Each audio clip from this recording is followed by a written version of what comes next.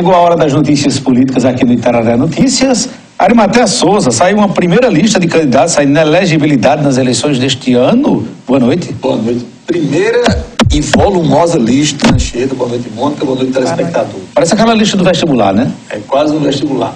O presidente do Tribunal de Contas do Estado, o conselheiro André Carlos Torres, encaminhou à Procuradoria Regional Eleitoral a lista de gestores que tiveram contas reprovadas, contas rejeitadas na apreciação por parte do TCE. Essa lista inicial consta dela 560 nomes e deveremos ter, uma lista suplementar que deverá ser encaminhada pelo TCE ao Ministério Público Eleitoral até meados de julho, porque esses nomes passam a fazer parte de um banco de dados do Ministério Público Eleitoral e esse banco de dados será acessível, ou é acessível, aos promotores eleitorais e procuradores eleitorais para a aferição da elegibilidade quando do protocolo do pedido de registro de candidaturas, ou seja, no começo de agosto. Então, esses nomes, 560 nomes, vão para esse banco de dados do Ministério Público Eleitoral e ficam disponíveis até principalmente o período de registro de candidaturas. Essa questão das contas rejeitadas é um dos critérios observados quando o pedido de registro de candidatura conforme a legislação eleitoral vigente, particularmente a lei da ficha limpa. É bom frisar o seguinte: esses gestores, eles estão em condições de elegibilidade na situação atual. A inegibilidade só se manifesta quando do protocolo de registro de candidatura. É nesse momento que será aferido se o ex-gestor público está apto ou não a se submeter ao crivo do eleitorado quando outubro chegar. Provavelmente tem brecha demais, né, Ari? E aí, por conta dessas brechas, muita gente acaba se candidatando, ganhando a eleição, aí depois vem aquele moído complementar, né? O terceiro turno, né? Começam os problemas, né? No Brasil tem o quarto turno, são recursos ao Supremo Tribunal Federal. Pois é. Arimatea, você conversou com a deputada estadual Daniela Ribeiro. Afinal de contas, o PP vai demorar a fazer as opções do partido para as eleições deste ano? A ótica do PP na Paraíba, Mônica, toda a pressa acabou no dia 7 de abril, quando existia a possibilidade de saída das prefeituras de Campina Grande e de João Pessoa, dos prefeitos Luciano Cartacho e Romero Rodrigues. A partir daí, o partido acha que deve seguir o compasso natural de definições até o período das convenções. Mas o PP está com uma pesquisa na rua, PP da Paraíba, e essa pesquisa vai ser uma espécie de bússola aí para o partido se guiar em termos de coligações para as eleições deste ano. Agora, do ponto de vista da deputada Daniela Ribeiro, ela me disse que desde já uma coisa está descartada, é a eventual candidatura dela à vice-governadoria. Vamos acompanhar. Não, de forma alguma, não cogito essa possibilidade. Hoje trabalho com a minha pré-candidatura a deputada estadual e a vaga de vice, nenhuma, eu diria até, e é importante ser dito, né, porque alguns, mas aí na chapa de fulano, não, de forma alguma não é meu projeto e não é meu perfil ser candidata a vice. Qual é o calendário interno do PP para as definições para as eleições deste ano na Paraíba?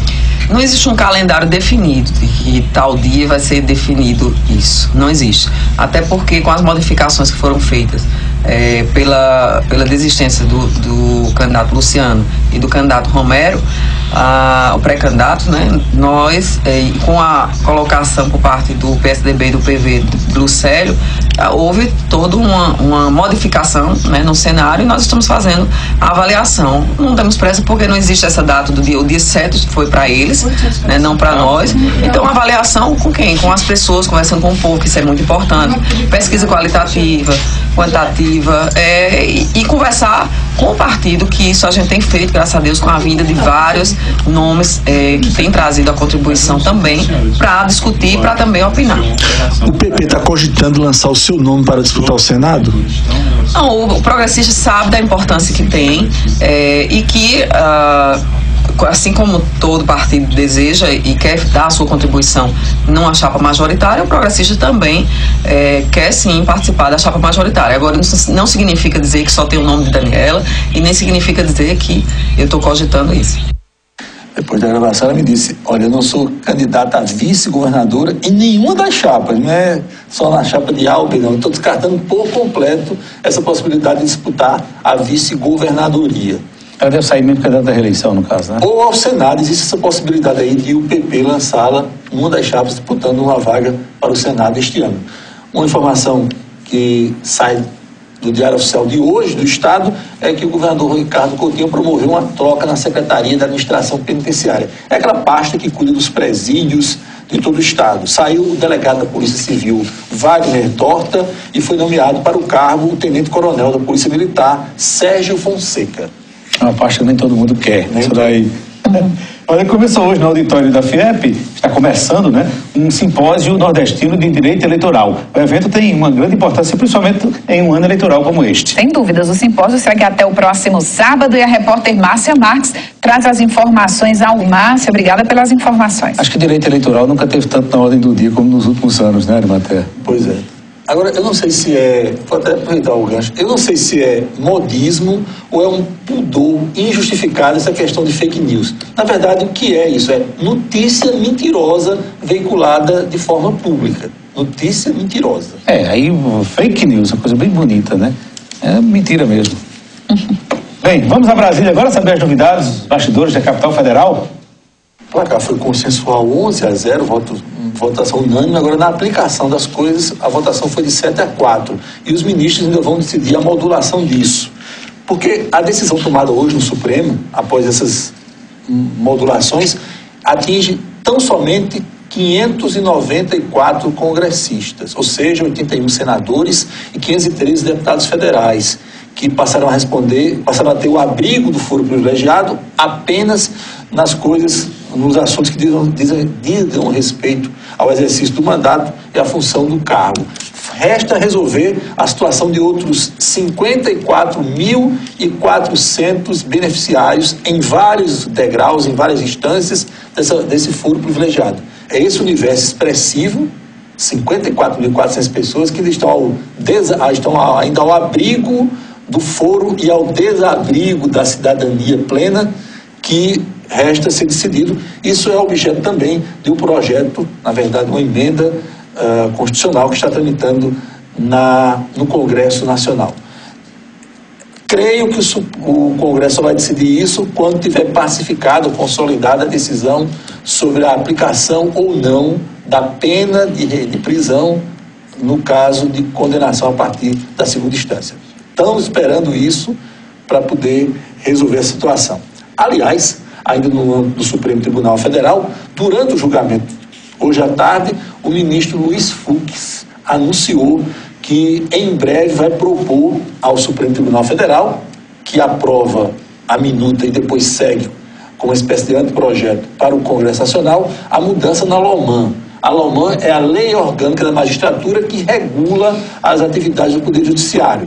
E Fux informou hoje que nessa mudança vai ser reduzida de 60 para 30 dias as férias dos magistrados em todo o Brasil. Cortar pela metade essa anomalia que faz com que os magistrados, principalmente em nível de primeiro e segundo grau, tenham 2 férias mensais por ano, além daqueles famosos enforcamentos de feriados que nós acompanhamos regularmente. Que é uma vergonha.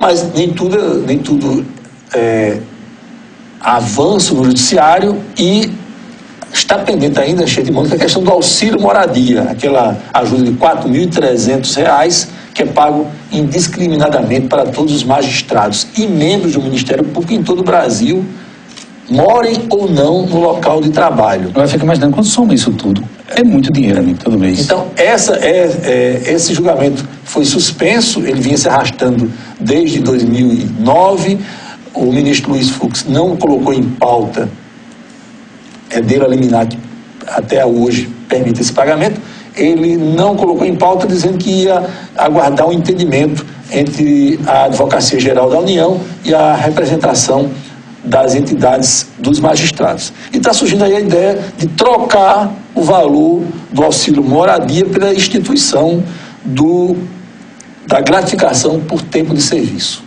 que seria acumulada a cada 5 anos, é o que está evoluindo ainda, não foi batido o martelo. Ainda sobre o judiciário, duas informações finais. O ministro Dias Toffoli indeferiu hoje um pedido da defesa do ex-presidente Lula para tirar do juiz Sérgio Moro o famoso processo do sítio do interior de São Paulo, que pertenceria ao ex-presidente da República, na cidade de Atibaia, e mandar para São Paulo. O ministro Dias Toffoli não acatou esse pedido da defesa de Lula. Então, o que é que está valendo?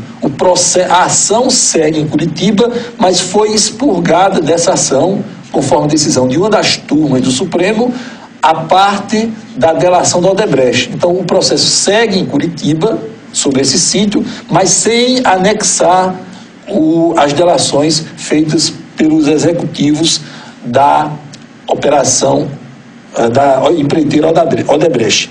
E hoje tivemos uma nova rodada aí da Operação Lava Jato, mais uma ação, e chama a atenção, só para fechar, o volume de recursos envolvidos. É terrível. Bilhões. 1 bilhão e 600 milhões de dólares. B de bola, 1 bilhão e 600 milhões de dólares que esses doleiros movimentaram, tendo como base o Brasil, e que esse dinheiro foi espalhado, circulou em 52 países. Inclusive, Paraguai e Uruguai participaram dessa operação de hoje, né? Ok, Arimatea, boa noite, obrigado.